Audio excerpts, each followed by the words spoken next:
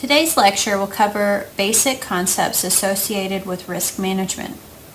Risk management is the process of identifying, analyzing, and either accepting or mitigating uncertainty. We will cover the risk management process, sources of risk, assessing risk, and risk management techniques. Let's get started. The risk management process consists of 5 steps. Step 1 is to identify sources of risk.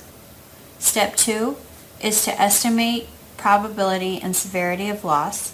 Step 3 is to decide how to handle the risk. Step 4 is to implement a risk management plan. And Step 5 is to evaluate and adjust the plan accordingly.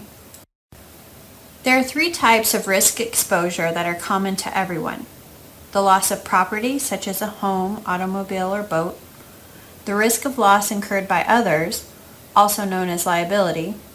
And the loss of human capital through illness, injury, or death. Perils are the cause of a loss. Examples include a fire or an illness. Hazards increase the probability of a loss. These can include physical, moral, and moral hazards. Physical hazards occur from the material characteristics of an insured property. Moral hazards occur when an individual is careless because they know they are covered by insurance. Moral hazards occur when an individual wants the peril to occur in order to collect on the insurance. In order to assess the risk that you are exposed to, you need to identify the frequency and severity of the potential loss. The frequency of loss is the probability that a loss will occur over a period of time. Meanwhile, the severity of loss measures the magnitude of the loss that occurs. By multiplying the frequency and the severity, you will be able to determine the expected loss of any risk. There are 4 techniques that an individual can use to manage risk. First, you can avoid risk. You can attempt to eliminate risk by avoiding certain situations, activities, or places. For example, you can attempt to avoid the automobile accident by refusing to drive. Second, you can reduce risk. This technique can be done through 2 methods, loss prevention and loss reduction. In loss prevention, you try to reduce the probability of the risk.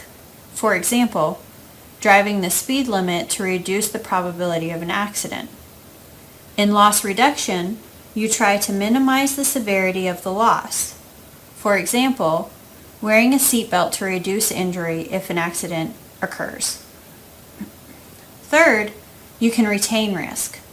Retaining the risk means that you refuse to buy insurance and choose to pay for the loss by yourself. Fourth, you can transfer risk. You will transfer your risk to another party by paying them a defined amount of money to protect you. Buying insurance is the best example of transferring risk. You may be asking if it is wise to transfer risk through insurance. As you know, buying insurance will cost you money over time. You have to continually pay a premium to stay insured. Sometimes you don't get any benefits from that insurance policy.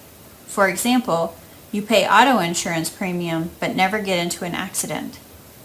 The reason insurance works is that a small certain loss over time hurts a little, while a large uncertain loss can be devastating.